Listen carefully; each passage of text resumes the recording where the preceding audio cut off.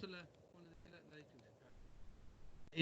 Vamos a cambiar un poco de variables aleatorias. Vamos a entrar al concepto de procesos. ¿Por qué el concepto de proceso? ¿Cómo ven ustedes o cómo creen ustedes que los procesos aleatorios yo los tenga que ocupar en el contexto de comunicaciones digitales? ¿Ya? La idea está ahí en esta lámina de acá, ¿ya? Pero no sé si se entiende. No sé si se entiende qué es lo que representa esto y por qué está el proceso aleatorio involucrado ahí. ¿Usted sabe lo que son estas cosas? El NRZ, el RZ, el RZ bipolar. ¿Han visto esas cosas o deberían haberlas visto en algún curso al menos? Lo vimos un poquito en fibras ópticas. Fibras ópticas. ¿Ya? ¿Qué son esas cosas?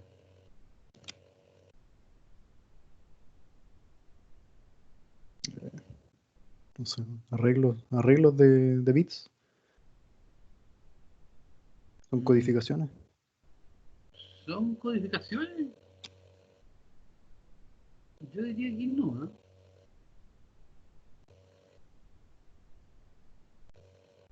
Un mensaje de 0 y 1. ¿Perdón? ¿Cómo fue? No escuché. Hola, profe, soy Pedro. Ah, Un mensaje de ceros y 1. ya, hay una parte ahí. Lo que pasa es que se me acaba de ocurrir ahora una idea de déjenme pegar un dibujo aquí encima, ¿ya? Y creo que nos va a ayudar un poco más.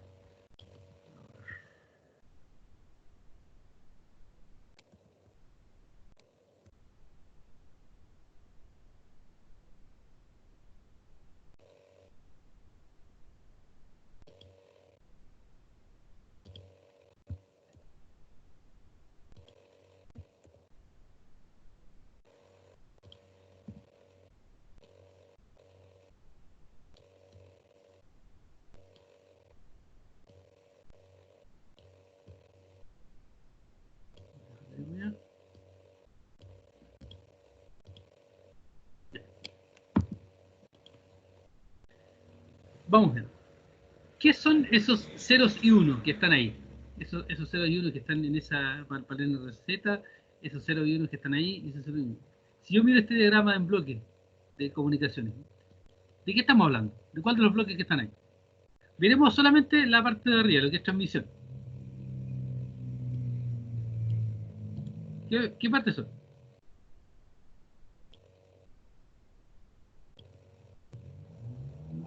¿Ya? Si yo tuviera que tirar una flechita. ¿Dónde apunta? Ahí,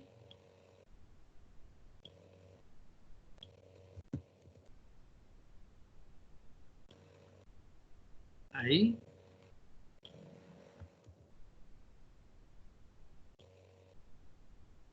ahí, ahí. Insisto, pensemos esto como la señal que yo estoy transmitiendo. ¿Sería algo digital o no? ¿El modulador digital? Como en esa parte. Estamos claros que es algo digital. Sí. ¿Alguien más? Pedro, pide ayuda. Ya, Martín. Ya, hola, yo también pienso que debe ser algo digital, porque el mensaje original probablemente pueda ser, no sé, una palabra y eso se tiene como que eh, pasar a binario, cosa que después se puede transmitir por el canal. ¿Ya? ¿Alguien más?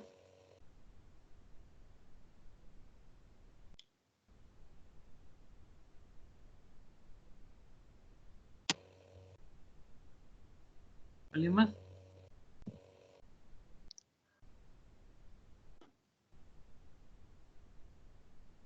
Bien, enfoquémonos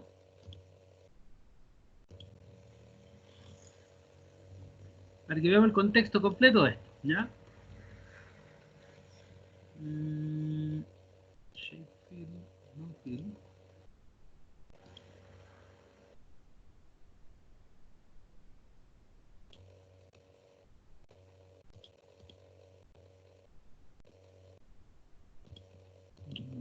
instalar. Pero voy a tratar de...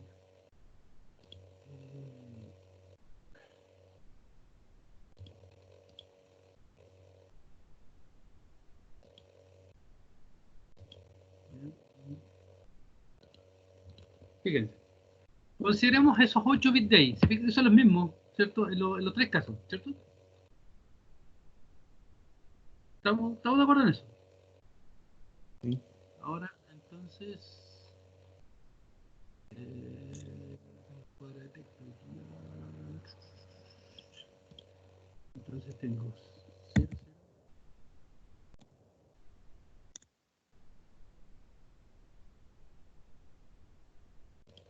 Déjenme buscar una cosa.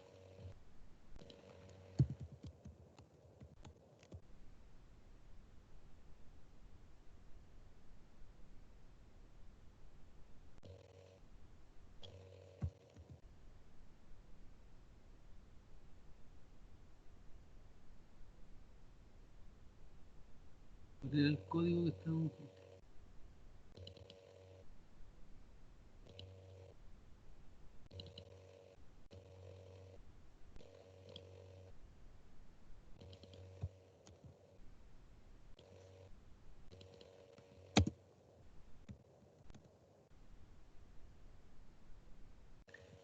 Si yo tomo estos 8 bits que están ahí, que son estos 8 bits de abajo, esto es equivalente en ASCII. Ustedes saben lo que es el ASCII, ¿cierto?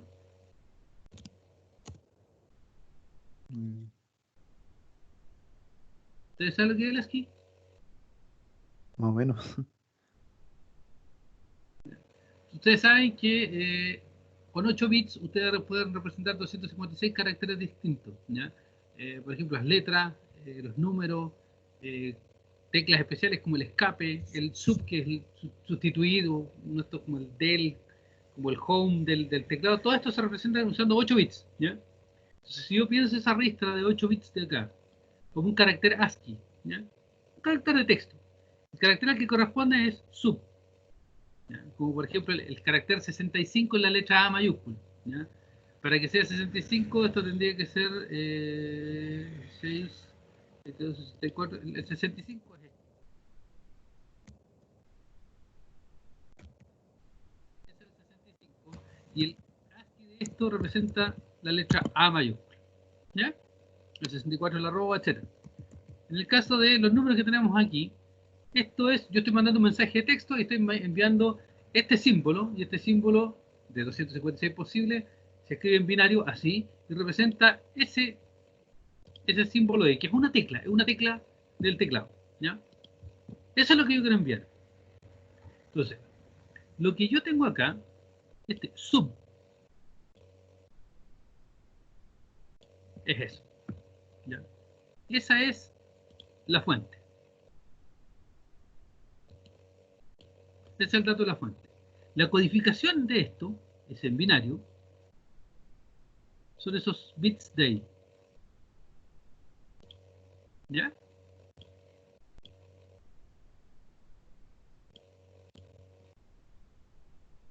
La codificación de canal, ¿ya? Es básicamente este empaquetado que yo hice ahí con los bits. Y esto que tengo aquí, esa forma de onda, es lo que se llama la codificación del canal, ¿ya?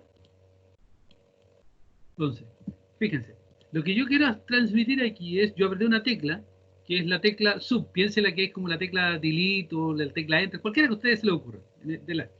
Esa cuando yo la aprieto, se genera un código que se llama ASCII, que tiene esta representación, ¿ya? Y que son estos numeritos que están ahí, ese paquete de 8 bits que está ahí. Entonces, esta es mi fuente, esta es la codificación de la fuente, ¿ya? Ahí la codifiqué en 8 bits. Ese empaquetado entonces es lo que yo ahora tomo y lo codifico para enviarlo al canal. ¿Qué significa esto? ¿Ustedes han visto códigos como los códigos Gray en algún curso? En Digital. sistemas digitales, ¿Cierto? Donde cierto, lo normal que tenían ahí, ustedes querían enviar, no sé, 2 bits, generaban cuatro posibles opciones, ¿cierto? La 00, la 01, la 10 y la 11. pero por alguna razón que todavía es media como rara, les decía, mire, ¿sabe qué? Ustedes cuando tienen que hacer el mapeo de los elementos de estas cosas de ahí, no las dejen en ese orden, sino que hagan que con dos símbolos consecutivos cambien en un bit nomás. Entonces ustedes codificaban los 4 elementos de manera tal de que ponían uno, por ejemplo, el 00, donde había un cambio de 0,1, de 00 a 0,1 o de 00 a 1,0. Ahí ponían los otros símbolos, cosa que hubiera una transición de un elemento entre cada uno de los símbolos que ustedes tenían. ¿Sí o no?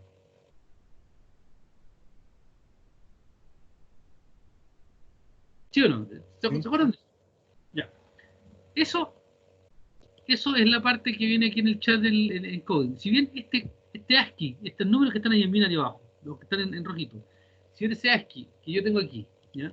Puede ser exactamente el mismo que yo utilizo para enviarle al canal, así como ustedes codificaban, por ejemplo, el número 1 como 01, después por mapearlo en el código Gray, puede ser que lo hubieran codificado como un 11, ¿ya? En esa posición. Aquí puede que sea lo mismo, y eso es lo que nosotros vamos a entender como channel encoder. Pero después, cuando yo quiera enviar el pulso al canal, ¿ya? Cuando lo quiera enviar por el cable, yo tengo que enviar una forma de onda, una señal como esta, ¿ya? O como esa, o como esta de acá. ¿Ya? Y esto es la señal que yo pongo en el canal a través del modulador digital. Esto es lo que se entiende como modulación en banda base, ¿ya? Y a lo que quiero llegar con esto es a lo siguiente. Fíjense que esto ya es random, ¿cierto? ¿Qué tecla yo apreté? ¿O no? Yo voy a dar cualquier tecla, obviamente van a ver después ya secuencias un poco más elaboradas cuando yo esté tipeando algo.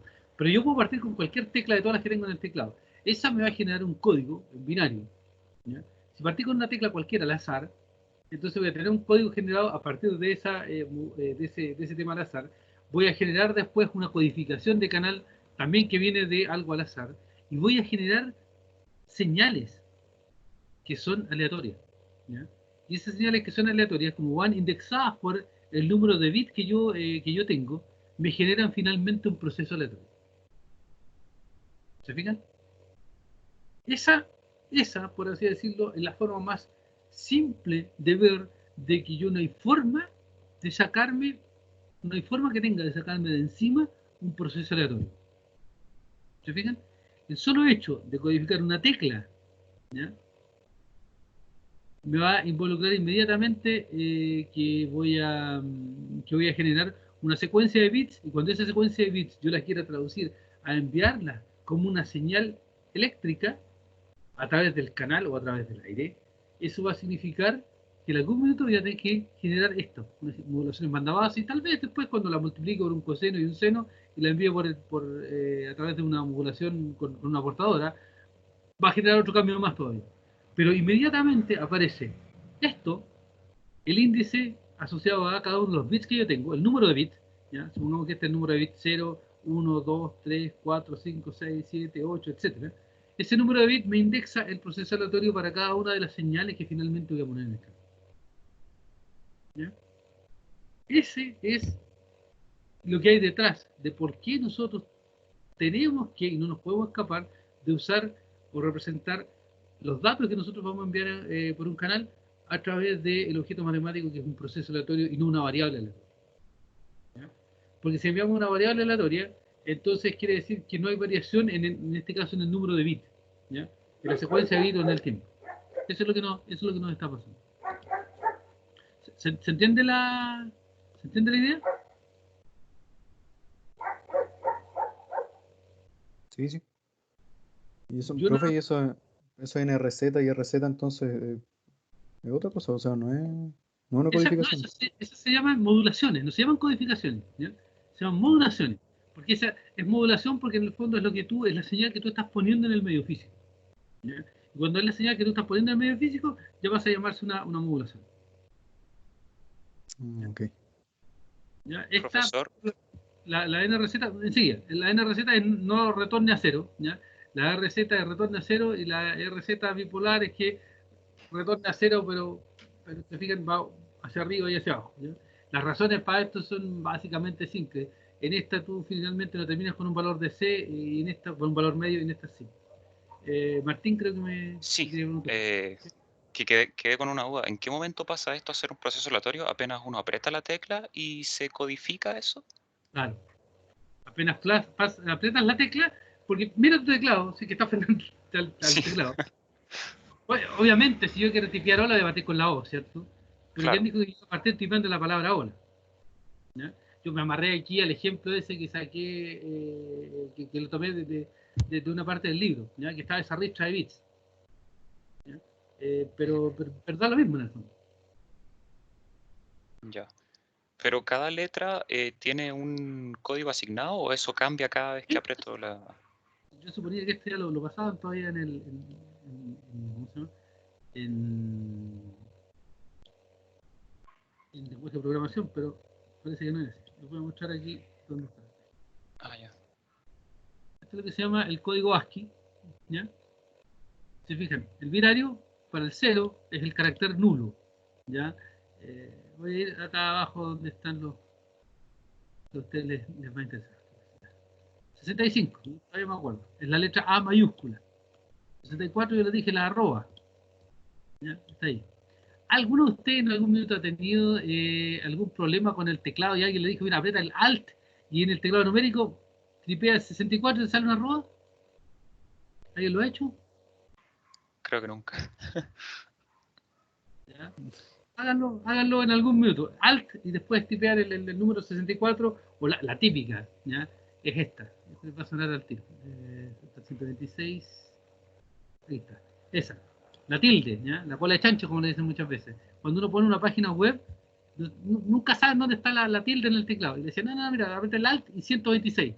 Y le sale mágicamente este carácter.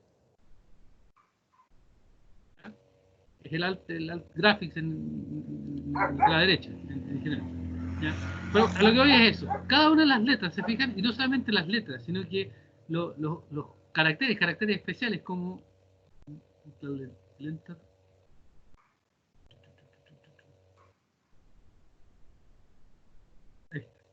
Ese es el enter. Carriage return. Y hay otro más que también hay un return. ¿Ya?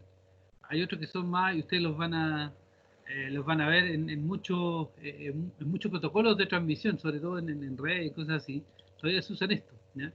Ustedes cuando querían terminar de transmitir, enviaban el 00000110. Fin de transmisión. ¿Ya? Cuando querían enviar algo, decían ya, ok, ahora empieza el texto, enviaban este carácter y terminaban con este. ¿Ya?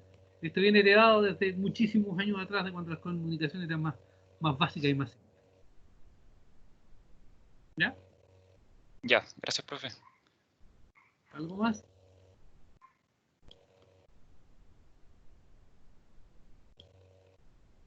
¿Ya? Como les digo, no hay forma de arrancarnos del proceso aleatorio. ¿Ya? El proceso aleatorio lo vamos a ver en múltiples formas. ¿Ya? Normalmente lo vamos a ver desde aquí, desde la codificación de la fuente, cuando nosotros empezamos a indexar cada una de las palabras, letras, lo que sea, que es lo que vamos a transmitir. ¿Ya? Después, cuando esta fuente se codifica de alguna manera en la codificación de la fuente y armamos los bits, nos volvemos a enfrentar a un proceso aleatorio. Se fijan aquí, es del tipo Bernoulli. Después, saliendo al codificador de canal, pasamos de estos bits a paquetes de información un poquito más grandes, como esto que yo les marco acá. Y después ya cuando vamos al modulador digital, cuando armamos la señal física que vamos a transmitir de alguna u otra manera, entonces ya el proceso se nos pasa en el fondo de cosas discretas a algo continuo. ¿Ya? Cuando esto tiene un periodo y cosas de ese tipo. ¿Ya? Entonces, por eso necesitamos un proceso aleatorio. ¿Qué era un proceso aleatorio? No sé si alguien se acuerda.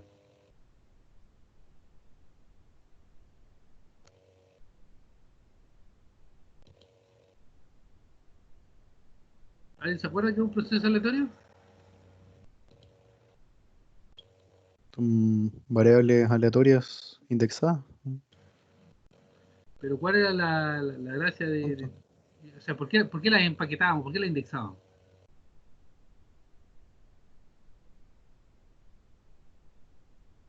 ¿Mm? ¿Por qué las indexábamos?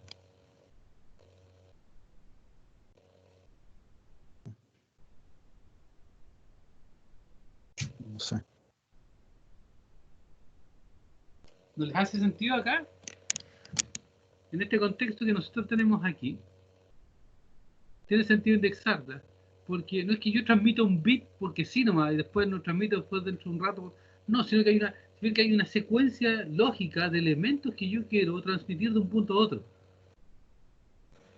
Y como esa secuencia tiene una cierta lógica, un cierto orden, una cierta secuencia, yo voy y lo indexo de alguna manera, ¿ya? Pero como cada uno de los elementos pasa a ser un elemento al azar, ¿ya? Pensémoslo de la siguiente manera. Supongamos que yo quiero transmitir una palabra, ¿ya? La palabra está formada por letras, entonces cada letra es un elemento al azar.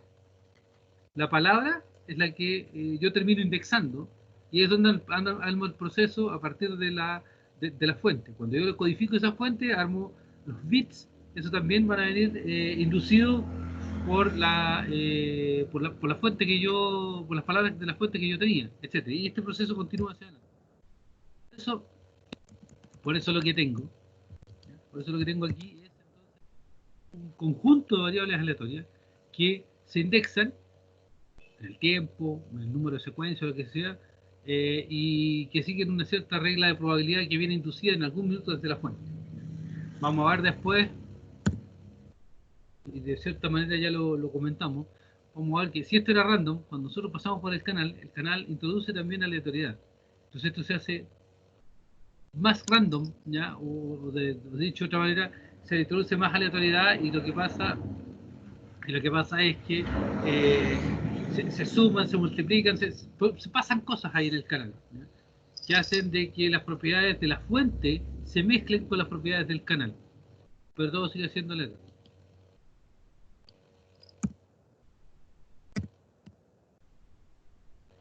Por ejemplo, aquí tenemos dos tipos de procesos aleatorios, ¿ya?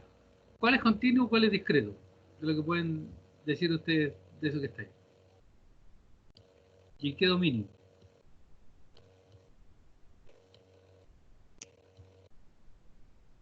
Primero es discreto. ¿Discreto dónde? Ah, en los dos dominios. En el del tiempo y en... ¿Tiempo como en amplitud? Sí. ¿Cierto? O eso parece. También, o sea, no hay más detalles, ¿ya? Pero pareciera ser, ¿ya? Pareciera ser, porque estos valores son como iguales, son 3, 4, 2, 1, 0, ¿ya? Y el tiempo sí claramente es discreto. El otro,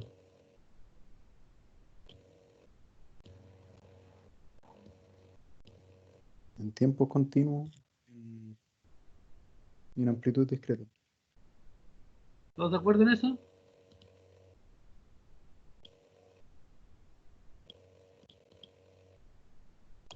Sí, sí. ¿Ya? ¿Se fijan? Esta parte de acá se parece más a esto. La otra parte está más adelante. Esto se parece más a la población digital. Están, ahí están los dos tipos, ¿ya? En el fondo, este de acá, el de la derecha, es la modulación de estos símbolos que están acá. Modulación en banda base. Distintos niveles, esta no es binaria, ¿ya? Pero sí es digital porque los valores acá son digitales y no en el tiempo, y uno los transmite en el tiempo por varias razones, ¿ya? Asociadas a las mejores propiedades en el canal. Ahora, los procesos aleatorios nosotros los vimos en bastante profundidad en el curso. Eh, Como todo elemento aleatorio viene definido completamente por la función de distribución conjunta, ¿ya? Que es la PDF conjunta, que es esa que está ahí. Y nosotros habíamos hablado de dos tipos de procesos, los estacionarios, o los estacionarios estrictamente estacionarios, y los estacionarios en el sentido amplio, que yo les comentaba en general que esos eran procesos como estacionarios pero light, ¿ya? ¿Quién se acuerda cuál es la diferencia entre las cosas? Por qué hablábamos de esos dos tipos de procesos?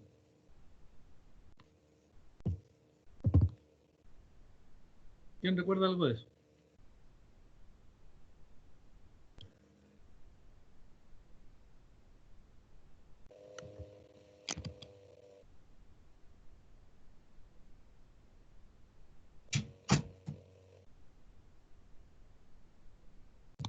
Sorry, pero se me abre la puerta cada rato y no quiero que entren animales para acá.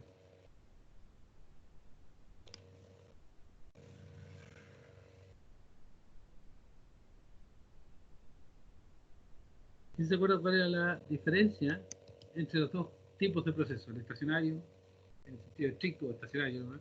Y el estacionario en el sentido amplio.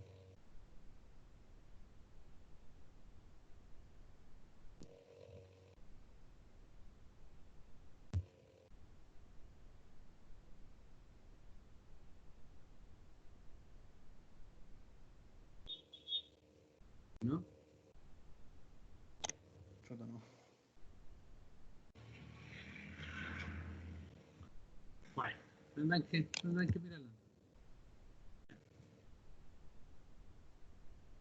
De todas maneras, sí, lo que nosotros vimos era que para definir matemáticamente al menos si un proceso era estacionario en el sentido amplio, nosotros requeríamos de alguna cosa, ¿ya? Y esa cosa a la que nosotros apelábamos era, eran los momentos conjuntos del proceso. Nosotros al final los, los, eh, lo que terminábamos usando, trabajando, era en el concepto de autocorrelación, ¿ya? Y en menor medida el concepto de covarianza o autocovarianza, como quieran llamarlo, ¿ya? Que son las definiciones que están aquí. ¿Cuál es el concepto de autocorrelación de un proceso aleatorio? ¿Qué significan esos símbolos que están en la parte superior de esa lámina de ahí?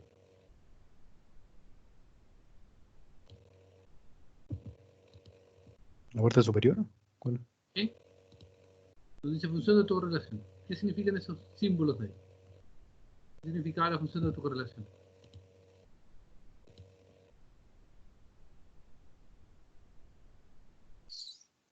¿Cómo, cuánto varía el proceso de acuerdo a qué diferencia de tiempo? En el caso de arriba, más que la diferencia de tiempo, era en dos instantes de tiempo, en dos instantes de tiempo distintos, ¿cierto? Y después nosotros tomábamos o sea, tomamos una clase de procesos aleatorios que eran más buena onda, que eran mejor comportados, que eran los estacionarios en el sentido amplio. Y para eso lo que nosotros decíamos es que, mira, tal mismo cuáles pares de instantes de tiempo tú elijas, mientras estén separados por la misma cantidad de unidades de tiempo, la función de autocorrelación se comporta de la misma manera, ¿cierto? Y en el sentido lo que queríamos decir era que el proceso no era tan random, no variaba de manera tan complicada como podían variar otros procesos que no eran estacionarios en ese sentido. Eso es lo que hablábamos, utilizando los conceptos y las definiciones eh, de, mm, de proceso estacionario en el sentido amplio y en el sentido estricto, ¿ya? ¿Y qué idea nos daba entonces? Tú me dices, ¿de cuánto haría? Y eso aquí lo asociábamos después. ¿Qué decíamos de un proceso que varía harto? De un proceso que varía poco. ¿Cómo medíamos esa forma de variar de los procesos? ¿Qué implicaba? Por lo menos.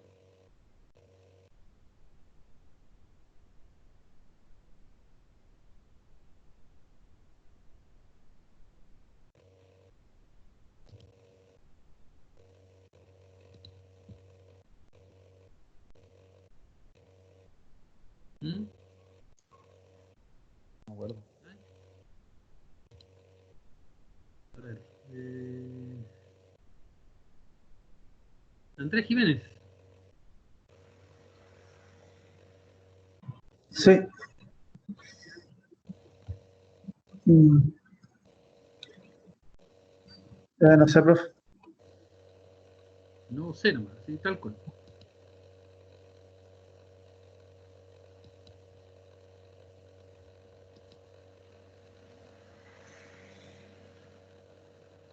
¿Sabes qué te pregunté al menos?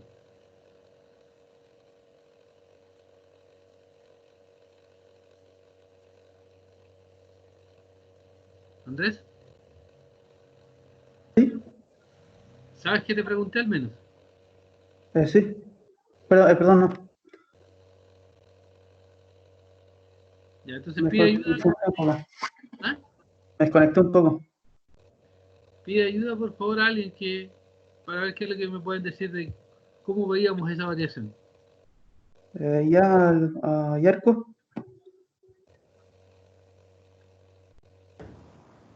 Hola, profe, ¿me escucha bien? ¿Sí? Con respecto a la función de autocorrelación, me acuerdo que en un proceso estacionario en sentido amplio, eso dependía de la variación en el tiempo. Y en la media y la varianza eran constantes, o sea, no dependían del tiempo en este caso de proceso aleatorio. ¿Ya? Y teníamos formas diferentes para poder calcular, que era para un proceso discreto y para un proceso continuo, ¿no? Sí. Pero la diferencia del proceso estacionario en sentido amplio estricto o en sentido amplio no recuerdo muy bien. Con respecto a la función de autorrelación. A ver, una cosa. El curso de proceso aleatorio ya lo tuvimos, ya lo pasamos. Ahora me interesa que tengamos los conceptos claros, más allá de la forma de calcular, eso no es necesario ni relevante aquí. Pero necesito que tengamos los conceptos claros. ¿Ya? ¿Cómo era una función de autocorrelación para un proceso del cual nosotros entendíamos que era rápido? Porque variaba mucho, porque era muy random. ¿Cómo era la función de autocorrelación de un proceso aleatorio que era más tranquilo? ¿Ya? Eso debería poder desprenderse más allá de la fórmula, ¿ya? Debería desprenderse de aquí, de ahí, del valor esperado de x de t1, t2 o de aquí, como quieran. Independientemente de cómo se calcule, ese concepto debería estar.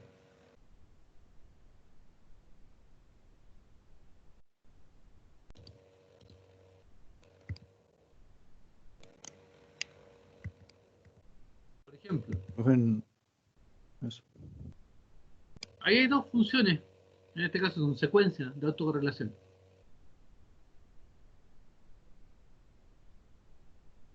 ¿Ya? Ahí el segundo es más rápido, porque varía más en menos diferencia de tiempo. ¿Y dónde se ve eso?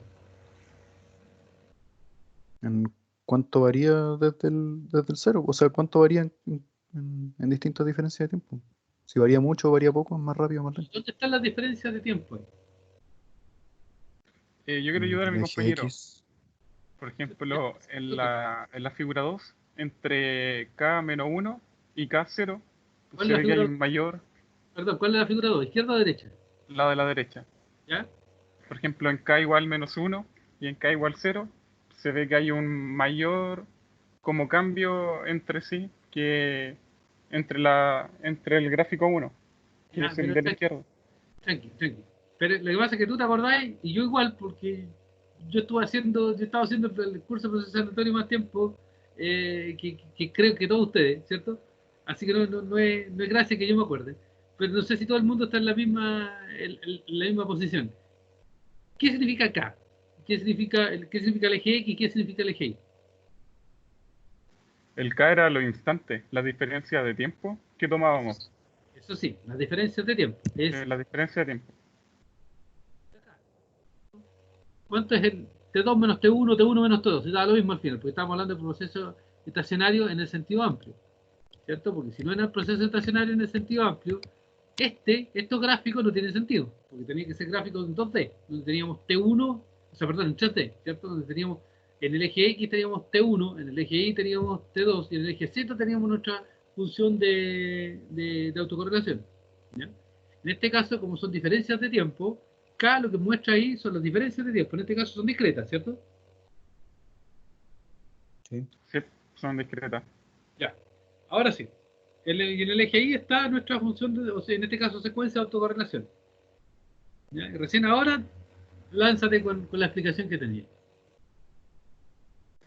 Ah, ya, que la diferencia entre ambos, al ver la diferencia de tiempo, vemos que como hay un cambio más grande, se podría decir que el proceso es como más desordenado, más inestable. Ya, la palabra inestable no me gusta mucho, ¿ya? Pero ¿Dónde ves el cambio aquí? ¿En la variación en qué? ¿En el eje X o en el eje Y? No, en el eje X, en el instante -1 y 0, en esa diferencia de tiempo. Entonces en el eje Y. Porque yo no Sí, veo la en variación en el eje Y. ¿cierto? Hay un cambio desde 0,5 hasta menos 0,3, digamos 0,227, ya así que. Y después hay un cambio acá desde menos 0,27 hasta 0,1. En cambio en este de la izquierda hay un cambio desde 0,5 hasta 0,25 y después hasta 0,1. Y después se va a hacer. Entonces este de acá, esta secuencia de autocorrelación, presenta muchas más variaciones por unidad de tiempo que esta de acá. Por lo tanto, lo que tú me dices es que este proceso es más rápido o más lento que ese de acá. Que Más el de la rápido. más rápido. ¿Y eso cómo lo reflejo acá en estos símbolos de aquí entonces? En ese de ahí, en ese, ¿cómo se refleja eso?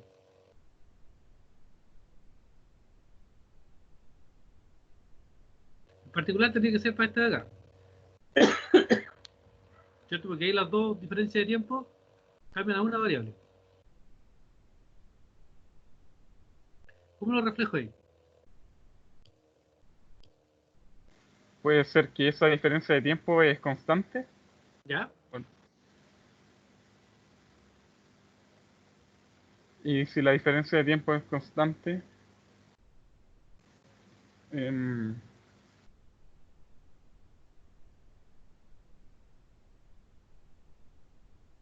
Ahí está la diferencia de tiempo constante. Acá lo mismo.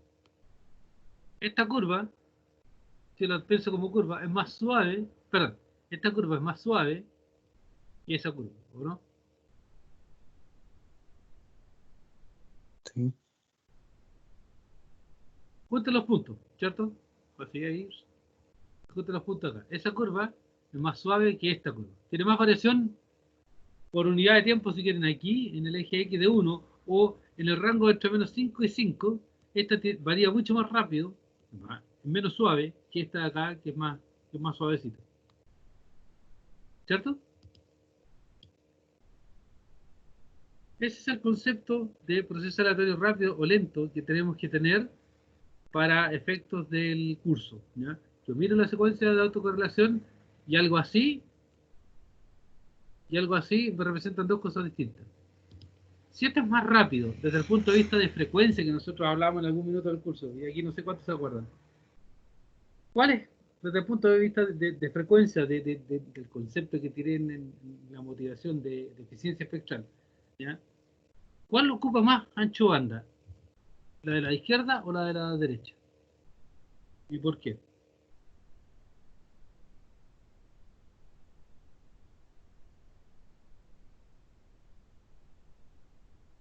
Eso se ve en la PSD, ¿cierto? Se ve en la PSD, pero de acá lo pueden inferir.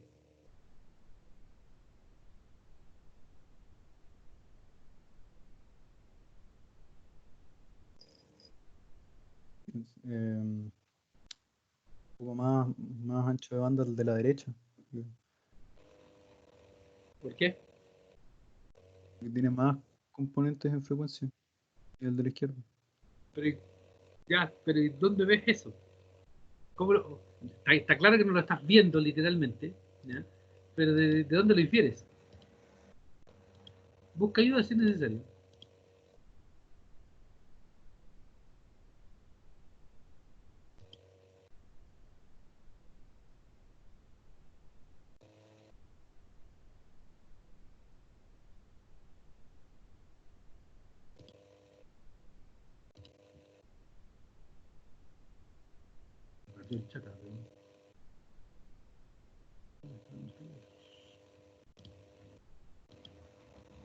Profe, pero no se explica por lo que dijo de que es más rápido o eso está relacionado a otra cosa. De que los cambios son. Se explica por eso, ¿ya? Se explica por eso. Porque es lo único que se puede Más rápido. inferir de los gráficos, al menos, directo. ¿Ah? ¿Perdón? No, que es como lo que se puede ver directamente de los gráficos que ya analizamos, pero no. O sea, ¿se Otra puede cosa ver no sé. directamente? No. Yo no estoy para nada de acuerdo con eso. No, pero lo de la velocidad, digo. Lo de la velocidad se puede inferir.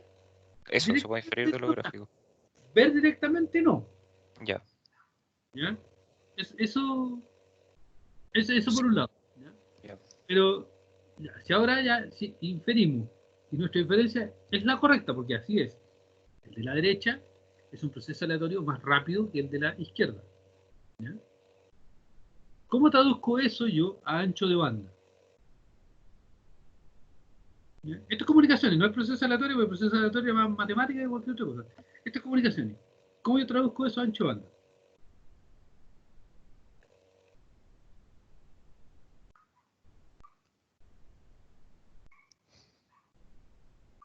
No es tan difícil, si no se complica. Modulando. ¿Ah? Bueno.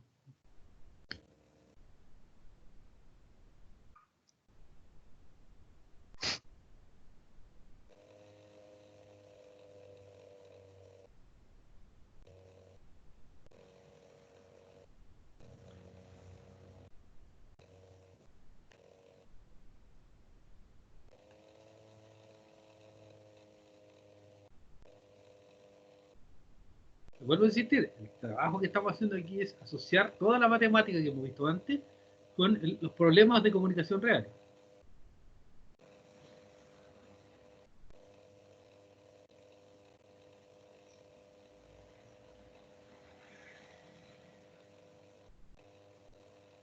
¿Cómo entiendo yo que algo más rápido ocupa más ancho banda?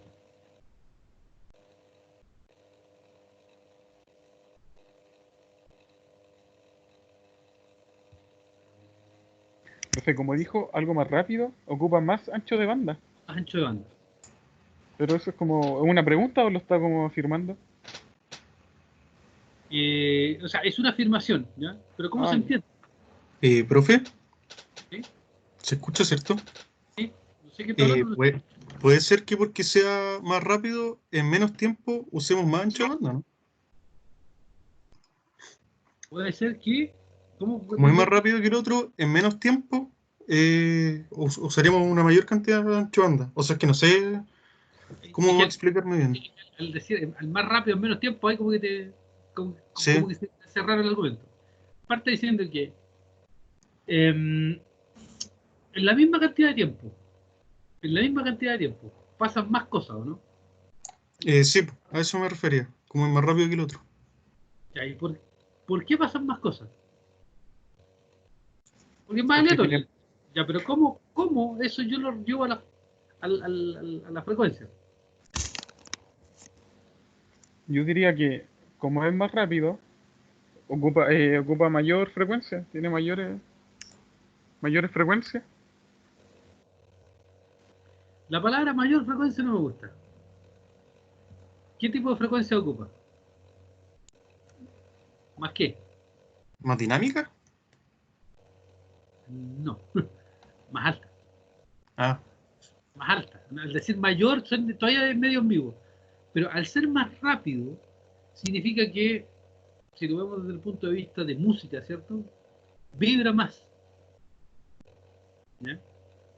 Se mueve más, se mueve más rápido a frecuencias más altas. Y por lo tanto, estar bajo esa premisa, al estar ocupando porciones del espectro más altas, porque son frecuencias más altas, ¿ya? No sean más grandes o más chicas, son más altas. Entonces ahí es donde está el concepto de que yo ocupo más ancho de banda, en este caso, con la señal de la derecha, que con respecto a la señal de la izquierda. ¿Ya? Este es un proceso aleatorio que tenía alguna forma cualquiera, da lo mismo, pero su secuencia de autocorrelación tiene esta forma, ¿ya? Que es más suave que esta de acá. Por ser más suave, esta secuencia de autocorrelación, yo entiendo que el proceso ocupa menos ancho de banda que esta de acá. ¿Ya? ¿Por qué lo hago eso? Porque como yo veo realizaciones de un proceso aleatorio, yo lo que veo es, por ejemplo, la curva en verde, o la que está en negro, o la que está en rojo, en azul o en calipso, yo en realidad no sé bien cuál es el ancho de banda que me va a ocupar el proceso aleatorio. ¿Ya? Porque si me quedo, por ejemplo, con la curva en negro, pareciera ser un proceso bien tranquilito, ¿no? ¿No es? En cambio, si empieza a mirar la calipso, mucha da la sensación de que ya el proceso no es tan tranquilito comparado con el que está en negro, ¿o no?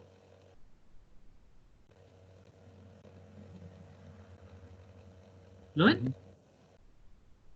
Ya, entonces, Bajo ese contexto, entonces, es que yo tengo que calcular la función o la secuencia de autocorrelación. Cuando calculo la secuencia de autocorrelación, yo hago el promedio en el fondo de todas estas posibles opciones que yo tengo. Yo tengo una curva, que es la secuencia de autocorrelación o la función de autocorrelación, que me va a tomar todas esas posibles variaciones, y al tomarlas entonces, me va a entregar suave, más suave, no en el sentido que estábamos hablando recién, pero que me va, que es más suave porque está promediando todas las distintas opciones del proceso. Y va a ser entonces que yo no tome en consideración una realización particular, sino que todas las que tenga. ¿Ya? Como las tengo bastante o tengo una buena muestra, yo voy a saber que el proceso se comporta más así que así, y en el fondo voy a tener una idea de que el proceso me va a tomar más o menos ancho de banda, de acuerdo a cómo lo miréis. Eso nosotros lo veíamos reflejado en estos pares de curvas que están acá. ¿Ya? Por ejemplo, ¿qué es lo que tenemos? Aquí tenemos una secuencia de autocorrelación y aquí tenemos su transformada de Fourier. ¿Ya? El tomar la transformada de Fourier de la secuencia de autocorrelación, lo que a mí me entregaba era la densidad espectral de potencia. ¿Cierto? Y fíjense, esta curva y esta curva, ¿cuál es más suave? ¿Esta o esa? ¿La de arriba o la de abajo? ¿La A o la C? No sé. La C, ¿cierto? Como es más suave, a mí me debería dar la idea de que este proceso tiene frecuencias más altas que este de acá, ¿o no? Sí. Eso debería haberse reflejado entonces en la densidad espectral de potencia, que son las que están acá. ¿Ya? Este debería tener frecuencias más altas que este, por lo tanto este es más rápido que ese. ¿Ya? A es más rápido que C.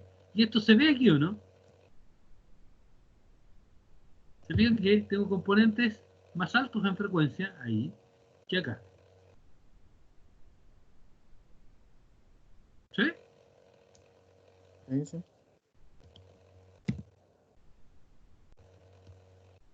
Lo mismo tenemos aquí. ¿Ya? Fíjense. Esta de acá y esta de acá. Esta tiene, la de arriba, tiene mucho mayor variación aquí que en la primera unidad de tiempo, que esta de acá, ¿cierto? Como tiene mucho mayor variación, yo debería esperar de que este proceso tuviera componentes en frecuencia más alta que el proceso con la letra C. Y eso es lo que me muestra la densidad espectral de potencia acá a la derecha. La curva B es la densidad espectral de potencia de esta, y la curva D es la densidad espectral de potencia del proceso en C. Este claramente es un proceso que tiene frecuencias mucho más altas que esta acá, de hecho son complementarias. Una es complementaria a la otra. ¿Ya? Este es más del tipo pasa bajos y este es más del tipo pasa altos. ¿Ya? Este es más rápido que este de acá.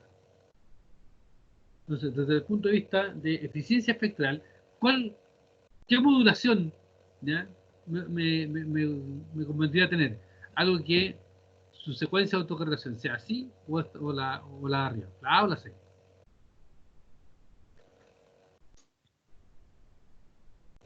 El de abajo, no sé. La C. ¿Por qué? Ocupo menos ancho de banda en el canal. Bueno, ancho de banda, y ustedes a esta altura del partido podrán comprender de que el ancho de banda es un recurso escaso, ¿ya? Por lo demás es un bien nacional de uso público, así que hay que cuidarlo, y una cosa que se comporta de esta naturaleza, que ocupe ancho de banda más alto, perdón, que ocupe frecuencia más alta, que ocupe más ancho de banda, espectralmente no va a ser tan eficiente como algo que yo quiera transferir que tenga una forma espectral de esa naturaleza. ¿Ya?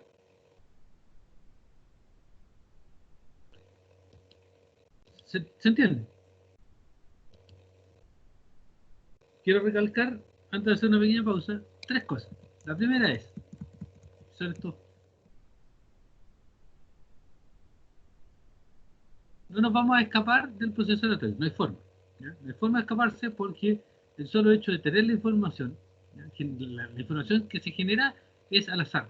Cuando nosotros la codificamos, le hacemos cualquier cosa, venimos inducidos por una serie de elementos que son aleatorios. Como esta serie de elementos que son aleatorios, nosotros nosotros no vamos a transmitir solamente un elemento, sino que hacer una secuencia de ellos. Por el hecho de tener una secuencia, nosotros los vamos a indexar, ¿ya? Y al indexarlo, entonces, introducimos inmediatamente un proceso aleatorio. Entonces, eso viene dado en esta parte de acá. Ahora, como es un proceso aleatorio, yo voy a tener distintas realizaciones, depende de, en el fondo, las distintas palabras que yo esté transmitiendo. Si transmito el sub, si transmito el escape, si transmito la A, voy a ver distintas formas de onda aquí, ¿se fijan? Voy a ver distintas secuencias de 1 y 0. Eso me va a generar, por ejemplo, cosas como esta, ¿ya? Distintas modulaciones, para una misma modulación, me va a generar distintas formas de onda, ¿ya? Lo mismo acá, para una misma fuente, el transmitir distintos elementos me va a generar distintas realizaciones del proceso discreto y acá de la modulación. Entonces, eso hace que el tener distintos símbolos, yo tenga que tener en consideración cuánto ocupan, ¿ya? Espectralmente esos símbolos para poder transmitir, ¿ya? Y para eso entonces, si yo codifico los datos de alguna u otra manera, yo puedo generar formas de enviar los datos al canal que vayan a usar de mejor forma el ancho de banda disponible que otras donde no considere esa característica, ¿ya? Pero para eso tengo entonces que analizar todo como un proceso aleatorio, porque yo no puedo confiar en que siempre voy a estar transmitiendo ese símbolo que está ahí en negro, ¿ya? Porque ese es uno solo de los posibles casos que yo tengo. ¿Ok? ¿Se entiende? Sí. A ver si- Esa es la forma que tenemos que entender los procesos aleatorios acá en el curso. Yo voy a ir transmitiendo una secuencia de bits. Esa secuencia de bits, como cada bit es aleatorio, me van a generar un paquete de datos que termina siendo aleatorio y me van a generar una serie de formas de onda, por ejemplo estas de acá, que son las que yo envío al canal, que también son aleatorias, ¿ya? Entonces eso hace que cuando entren al canal, el canal le va a meter más problemas a esto, lo va a hacer más aleatorio. Por ejemplo, un canal del tipo de ruido aditivo le va a agregar acá algo, un proceso aleatorio, ¿cómo se llama? Estacionario en el sentido amplio y del tipo continuo. Le va a agregar acá perturbaciones y va a hacer que yo después tenga problemas en la detección y trate de decodificar esta señal original que me enviaron.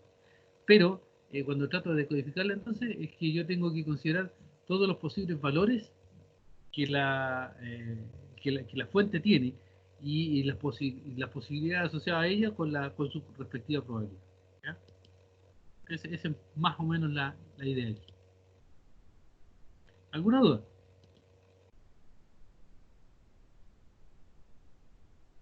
¿No? Paremos 10 minutitos y de ahí seguimos. ¿Ok? Ya. Ya a las 4:25 entonces volvemos.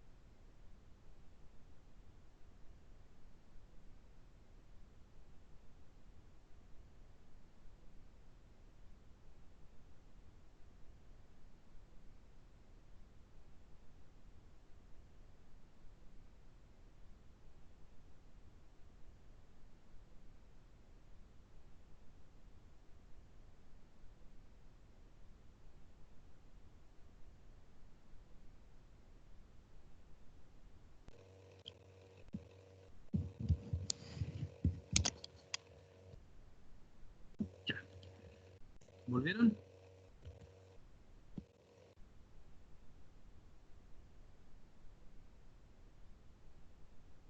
Sí, profe. A ver. Nos metemos entonces ahora en el concepto de energía, espectro y todo eso. ¿Ya? Lo que necesito que empecemos a asociar ahora es, que es la parte, creo yo, más enredada, y sinceramente no recuerdo cuánto vimos ahí en proceso aleatorio. Necesito que empiecen a asociar ahora conceptos de Fourier, lo que significa lo que vieron con Sebastián en algún minuto en señales de sistema, lo que vieron conmigo, lo poco que vieron conmigo ahí en procesos aleatorios de eso, y además todo lo que vieron en complemento del cálculo. Y quiero que desde ese punto de vista entonces ustedes me empiecen a decir qué es lo que entienden por el espectro, qué es lo que entienden por la representación en Fourier, en serie de Fourier, y qué significa esto de hablar de cosas, como seguramente lo vieron con Sebastián, de señales con energía infinita, con energía finita, señales de potencia, y todo eso. ¿Ya? ¿Por qué? Lo primero, ¿por qué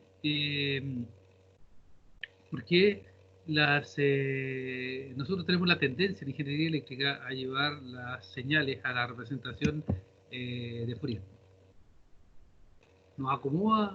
¿Es simple? ¿Es buena onda? ¿O tenemos que justificar haber hecho el curso de complemento del cálculo?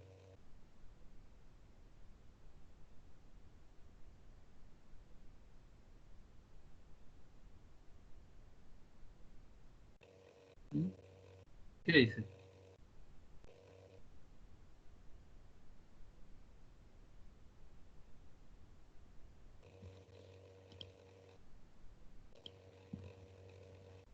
Profe, ¿qué es TDF? ¿Cómo? ¿Qué es TDF? Ahí en el PowerPoint. Ah, Fourier. Ah, ya, perdón.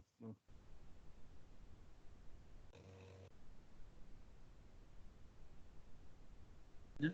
¿Por qué llevamos nosotros las cosas a Fourier? Insisto en eso.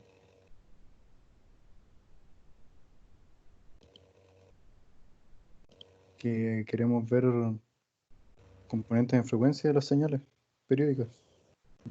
Bla, bla, bla, bla, bla, bla, bla. Pero es que ¿Qué significa eso? No nos hagamos los locos.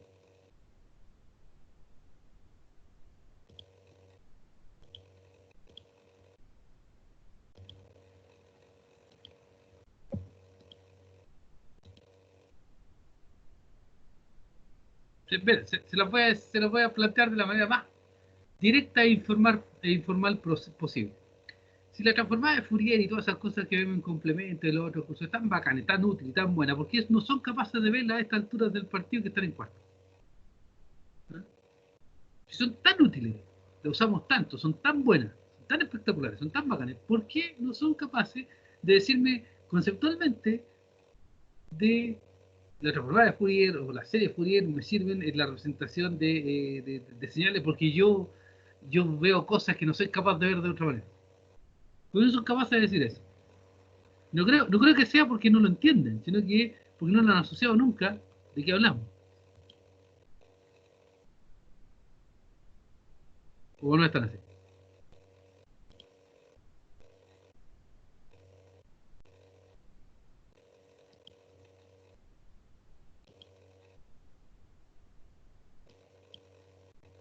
¿Mm?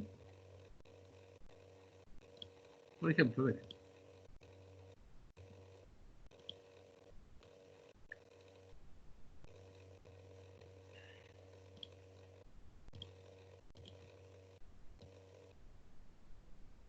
Ustedes tuvieron que sufrir un semestre completo en complemento, ¿ya? Calculando, ¿cómo se llama? Coeficientes de serie Fourier, y ahí lloraron y estuvieron sufriendo un montón de cuestiones, un montón de tiempo para que hicieran algo como lo que está aquí. Hecho andar este código, y en el fondo lo que ustedes saben de serie de Fourier es de que mientras uno más componentes tenga para la serie de Fourier, si quiere representar una señal cuadrada en base a puros seno y coseno, entonces empieza a sumar esos componentes. Si lo miran, aquí está, ¿se fijan? Ahí hay un seno, K es un número que es el armónico, ¿cierto? Que va aumentando. K por T dividido por K, y aquí están los coeficientes. Para cuando K vale 1, esto es 1. Cuando K vale 2, no corre porque eran solamente los impares. Cuando K vale 3, entonces esto es 1 partido por 3, después 1 partido por 4. Aquí están los coeficientes, ¿se fijan? 1, un tercio, está ahí. Un quinto, un séptimo, etcétera. ¿Ya? Y aquí está, yo lo que les mostré aquí cuando he hecho andar este código es que ahí está el primero, el tercero, el quinto, el séptimo. Yo los voy sumando a través de esa línea de código que está ahí y los voy mostrando cómo cada vez, mientras más componentes agrego, voy formando una señal cuadrada. ¿Ya? Tengo problemas, aquí se produce ese famoso efecto Gibbs que está ahí en la puntita. Pero, o sea, insisto, desde el punto de vista de lo que estamos, del mundo en el que estamos, que es ingeniería, el ver esto no me aporta mucho, sinceramente no me aporta mucho, porque es matemática. ¿Ya? Me dice, mire, ¿sabe qué? Usted puede representar cualquier función continua, periódica, en base a puro seno y coseno, y es bacán porque usted puede representar cualquiera a través de eso y puede hacer interpolación y bla, bla, bla. Pero, insisto, estamos en ingeniería. ¿Qué gano yo con esto en ingeniería? ¿Ya? Otra manera de ver el tema de Fourier es así, mira. Aquí. ¿Ya? Lo mismo que acabo de mostrar. ¿Ya? Y aquí me estoy acercando un poco más al concepto. Fíjense, ahí tengo una señal periódica del periodo de la, que es un seno, del periodo de la señal cuadrada que quiero representar. Y ahí fíjense que metí el tercer armónico, después voy a meter el quinto ahora. Se fijan que es más chico en este caso el circuito que estoy usando. Está el quinto, después viene el séptimo. Ahora va a salir el séptimo. ¿Ven la animación, cierto?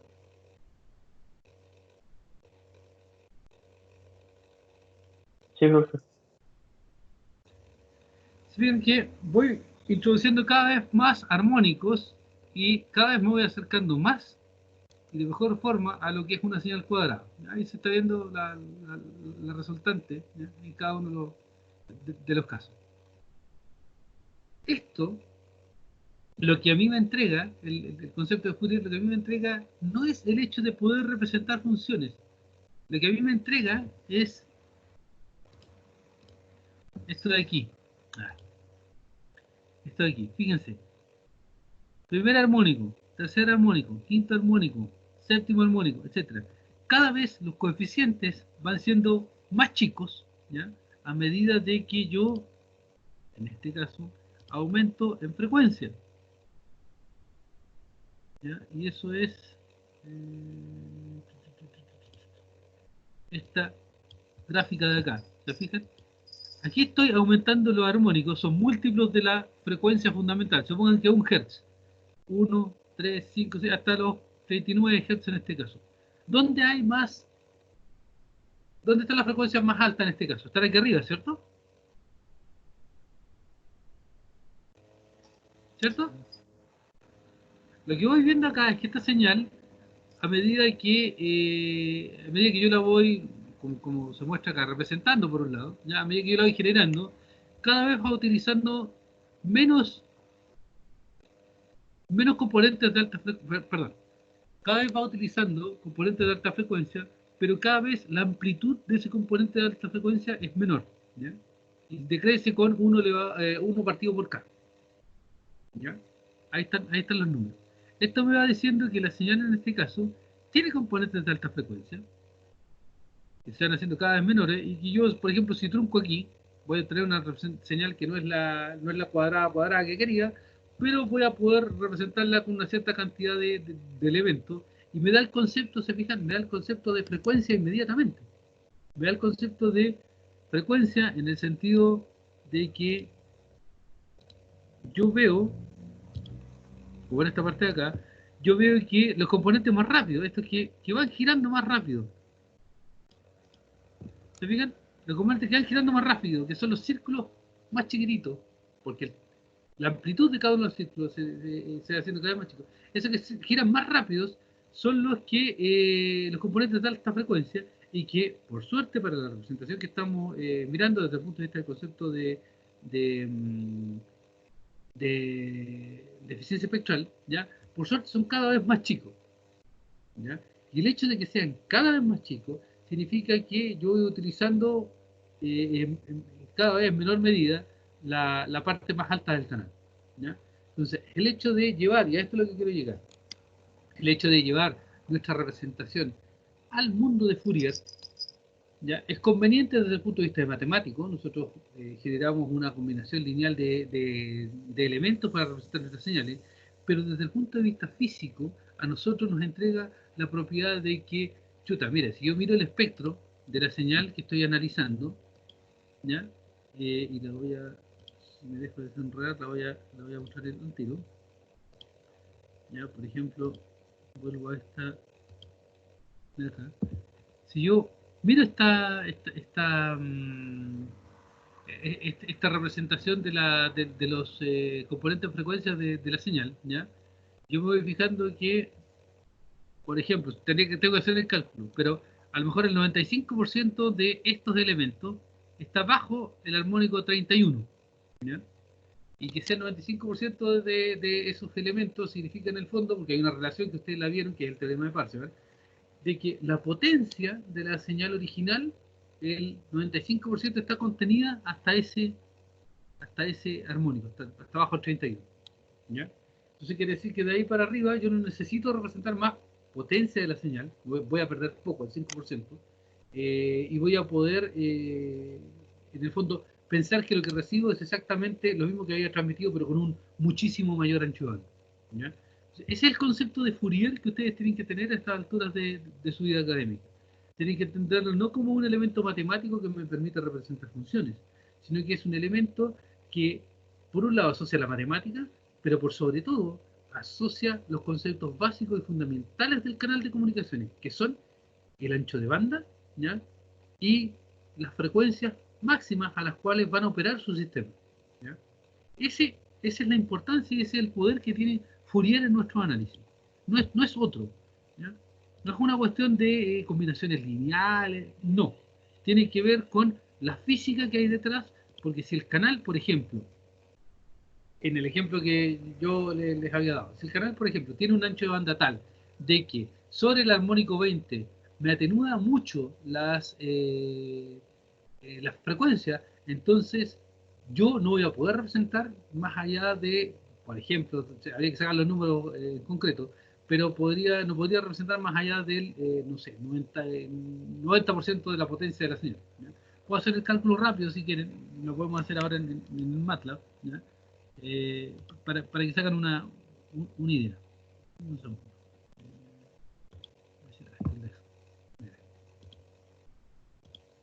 ¿Ya? Ahí están.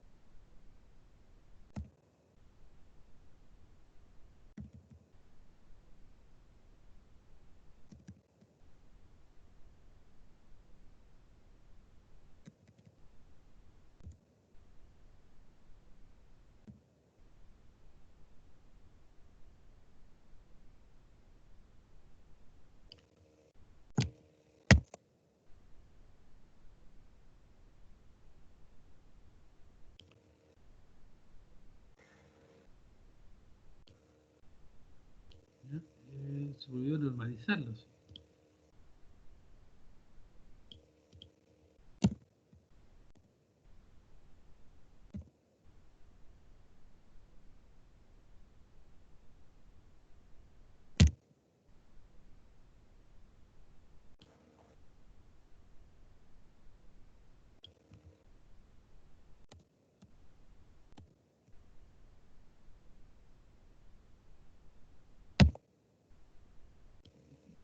no estoy normalizando bien, pero fíjense.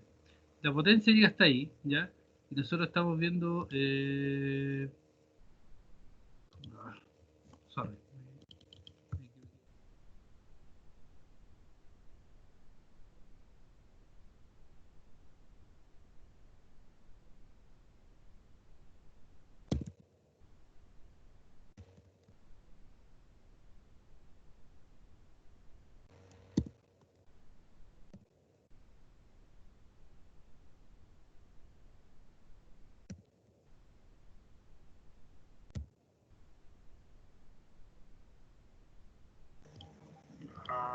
Sorry.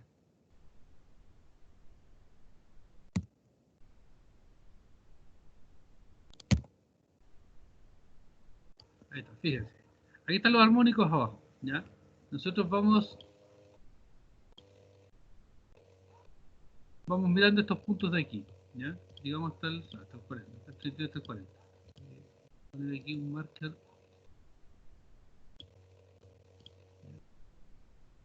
Se fijan, si ese número de ahí representa el 100% de la potencia, ¿ya? Porque lo que estoy haciendo es la suma acumulada de todas las potencias. Si ese número representa el 100% de la potencia, entonces yo, si tengo un canal que desde este armónico hacia arriba me elimina esas frecuencias, yo al no mirar esto en su representación en Fourier, yo voy a enviar mi señal y el canal me va a eliminar todo ese trozo de ahí, ¿ya? Eso va a significar entonces que voy a perder de la potencia 2.6, 2.2, 4 de...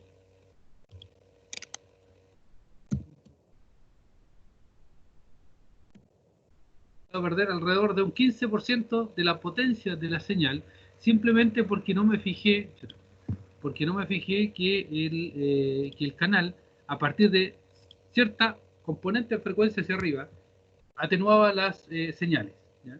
Si por algún otro motivo, ya yo me fijo que el canal me permite dejar pasar las señales, entonces yo puedo decir, miren, ¿saben qué?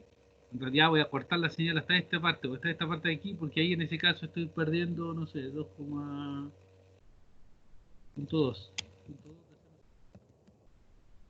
7%, ya busco donde pierda un punto 1, ¿ya? Y ahí pierdo un 4% de la potencia de la señal que estoy transmitiendo, y eso lo considero un valor bueno. Entonces voy y corto la representación en ese armónico, ¿ya? Y lo que genero es una señal que voy a poder decodificar al otro lado con una buena razón señal a ruido, y voy a poder obtener el resultado de comunicación, ¿ya? Ese es el concepto de canal de comunicaciones, perdón, de Fourier, que ustedes tienen que tener no solamente en este curso, ¿ya? Sino que en telecomunicaciones. Fourier les sirve a ustedes para representar las señales en el espectro porque ahí ustedes son capaces de asociar el espectro con las propiedades físicas de la señal y de su canal de telecomunicación, ¿ya? Y van a ser capaces de entender si lo que ustedes están colocando en el canal se va a borrar, no se va a borrar, se va a distorsionar, no se va a distorsionar, va a poder pasar a través de él o no, ¿ya? Y van a poder ver al mismo tiempo qué tan bien o qué tan mal, desde el punto de vista de eficiencia espectral, lo están haciendo al introducir una señal en ese canal de comunicación, ¿ya? No sé si se entiende la idea o el concepto. ¿Para qué están haciendo lo que hacen? ¿Para qué han hecho lo que hacen en el plano de Fourier, como normalmente lo decimos?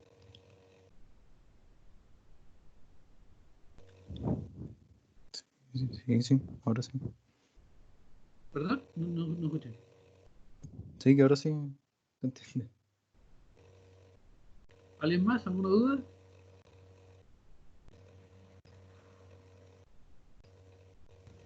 No, profe, todo claro.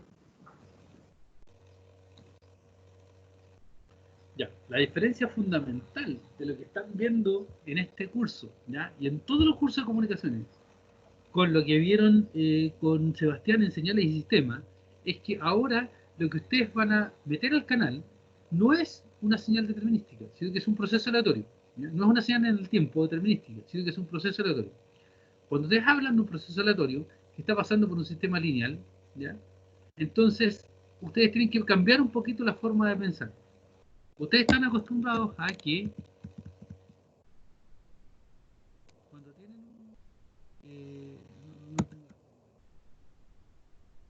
cuando ustedes tienen una señal determinística y la pasan por un sistema, un canal en un sistema, entonces ustedes le pasan, por ejemplo, una de estas, la verde, ¿ya? La pasan por el canal, de pasarla por el canal o el sistema les hace algo y se las transforma, ¿ya? Usted la atenúa, le puede hacer algo muy, muy pequeño, le puede hacer algo más complicado. El tema es que mientras ustedes pasen esa misma señal por ese canal, ¿ya? O por ese sistema, van a obtener siempre el mismo resultado. Si lo retrasan, van a tener el mismo resultado, pero retrasado un poquito en el tiempo. Lamentablemente, cuando ustedes están transfiriendo información, la información que transmiten ahora no es la misma que van a transmitir, por ejemplo, el día de mañana. Entonces, estamos en presencia de un proceso aleatorio. Y como existe esta variación tan grande, todo el rato cuando ustedes transmiten, nosotros tenemos que pensar esto de una manera más, como se dice en la jerga de procesos aleatorios, más como un ensemble, como un conjunto de cosas. Y eso es la secuencia de autocorrelación. ¿Por qué? Porque cuando ustedes meten una señal de información a un canal, lo que están metiendo en un caso es esta señal en verde que está acá. Después meten en el calipso, la otra en negro, la otra en rojo, etc. Entonces, para efectos de calcular las mismas estadísticas que ustedes calculan, perdón, las mismas métricas, las mismas respuestas a impulso, las mismas respuestas a escalón, etcétera, que ustedes calculaban en el curso de señales y sistemas, para que esto tenga sentido cuando la entrada es un proceso aleatorio, lo que tienen que hacer es cambiar su forma de ver y pasarle a ese sistema, en vez de una realización particular, que es lo que estábamos viendo, le pasan a ustedes como entrada algo suavizado. Y ese algo suavizado no es nada más que la secuencia o función de autocorrelación del proceso, ¿ya? Y esos son los resultados que me parece mucho que los vimos a la rápida en el curso de proceso aleatorio por un tema de tiempo y por un tema de lo que se tiene que ver a la par en el curso de señales y sistemas. Y por otro lado, porque igual lo podíamos y lo íbamos a retomar acá, ¿ya? Y que es la idea siguiente. Cuando ustedes tienen procesos aleatorios, ¿ya? Esos procesos aleatorios, si son periódicos, vamos a hablar de procesos de potencia finita. Cuando son cuando son periódicos, son procesos o señales de potencia finita, ¿ya? Y ustedes hablan de los valores medios. Cuando son aperiódicos, entonces ustedes pueden hablar de procesos que tienen una energía tanto finita como infinita, ¿ya? Esos procesos, entonces, nosotros los analizamos en el plano de Fourier utilizando lo que es la transformada de Fourier. Sin embargo, como vimos desde el punto de vista de proceso aleatorio, nosotros vamos a tener que calcular la densidad espectral de potencia del proceso, utilizando no las realizaciones, sino que la función o la secuencia de autocorrelación. Nosotros hacemos, fíjense, aquí está la diferencia. En señales determinísticas, nosotros pasamos la señal por la transformada de Fourier y obtenemos el resultado. En cambio, en un proceso aleatorio, nosotros lo que pasamos acá es la secuencia de autocorrelación. Se fijan, ahí está el phi. Y a ese le calculamos la transformada de Fourier. Y ahí obtenemos el resultado de la representación en el plano de Fourier, ¿ya? Cuando nosotros pasamos esto por un sistema lineal, entonces pasa lo mismo. En un sistema determinístico, yo paso el X, que es la entrada, hago la convolución con el sistema y obtengo la salida. Sin embargo, en un proceso aleatorio, yo lo que hago para obtener resultados que tengan sentido, ¿ya? Y los cuales yo pueda analizar, es, yo hago ahora lo mismo, pero tengo que considerar, fíjense aquí, la densidad, la secuencia de autocorrelación, ¿ya? Y la secuencia de autocorrelación es la que introduzco al canal. Y esa secuencia de autocorrelación, entonces, me va a hacer que yo tome la densidad espectral de potencia, y esa densidad espectral de potencia es la que yo multiplique en frecuencia con la representación en frecuencia del canal. ¿Me explico? En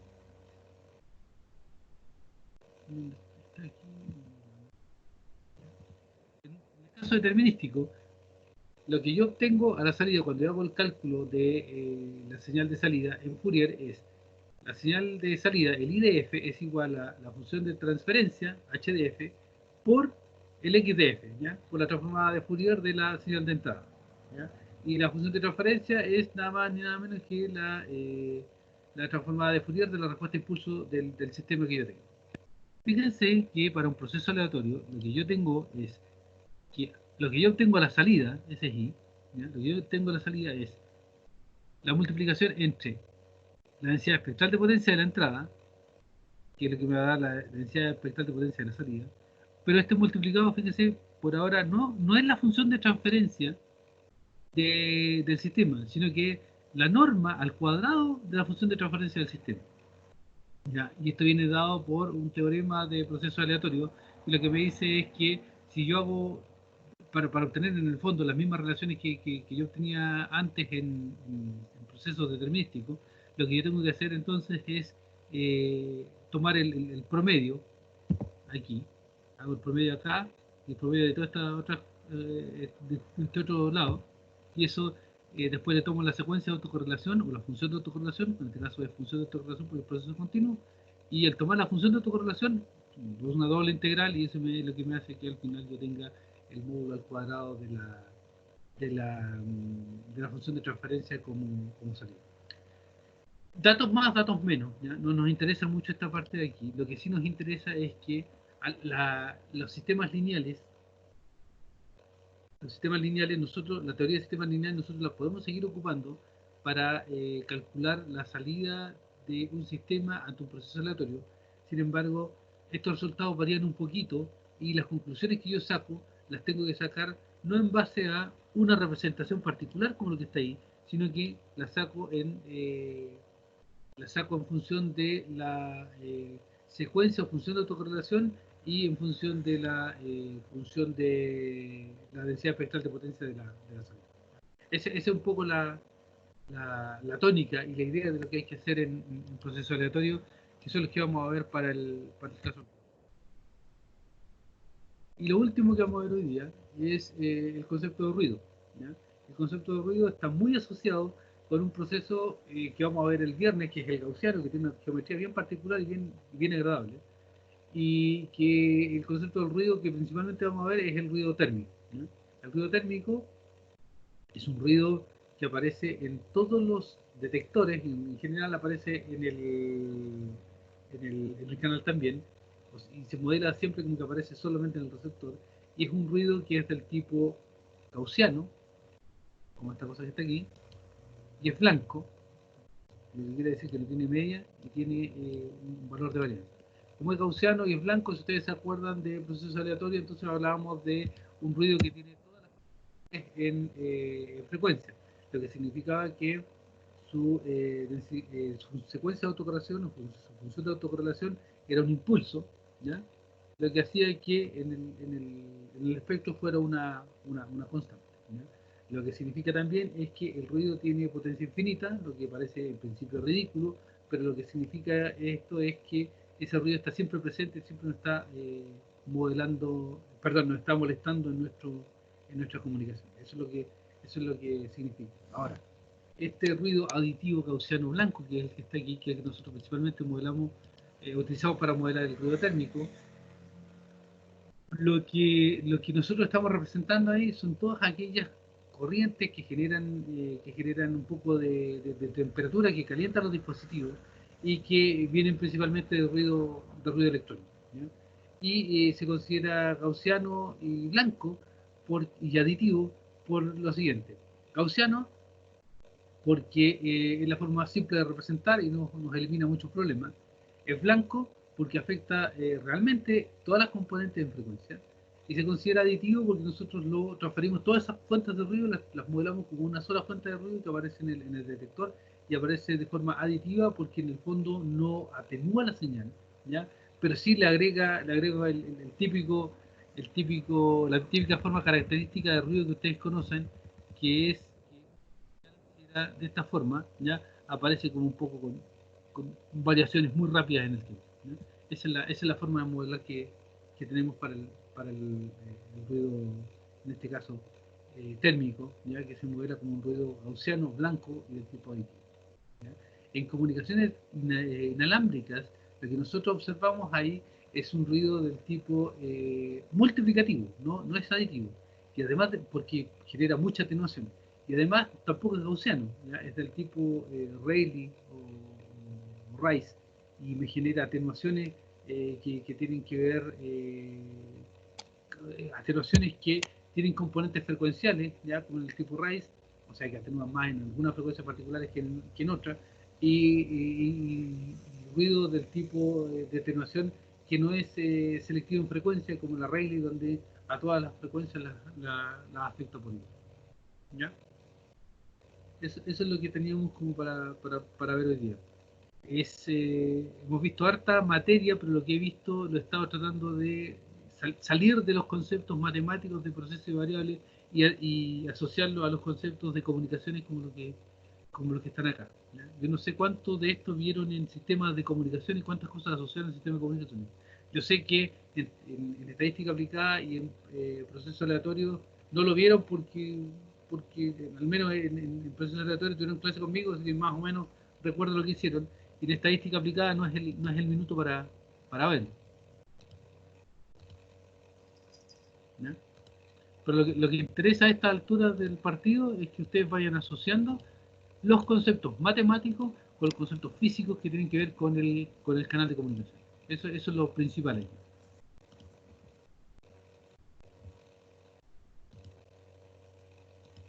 ¿Ya? ¿Alguna pregunta, alguna duda?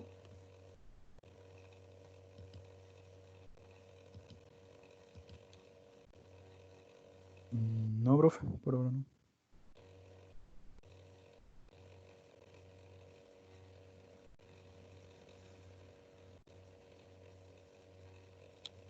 ¿Alguien más?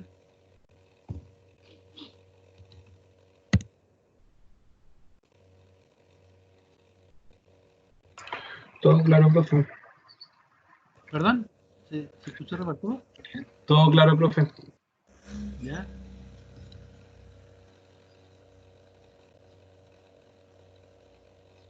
¿No? ¿Alguna duda con la tarea que tienen que hacer? Insisto, tanto la tarea como como ese quiz que hay o ese test que hay son sin nota para efectos del promedio de nota del curso, ¿ya? Háganla, tómenla en serio y me parece que es un buen ejercicio el que estamos haciendo de calcular esas métricas, ¿ya? Y fíjense que lo estamos asociando con métricas de trabajo del curso, como el vida error rate y cosas como eso.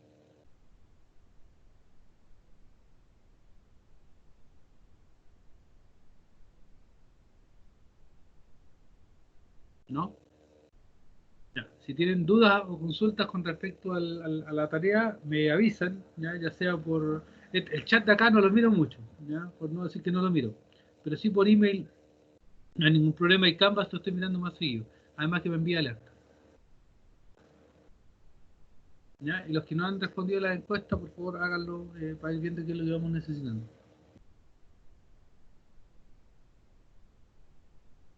¿Ok?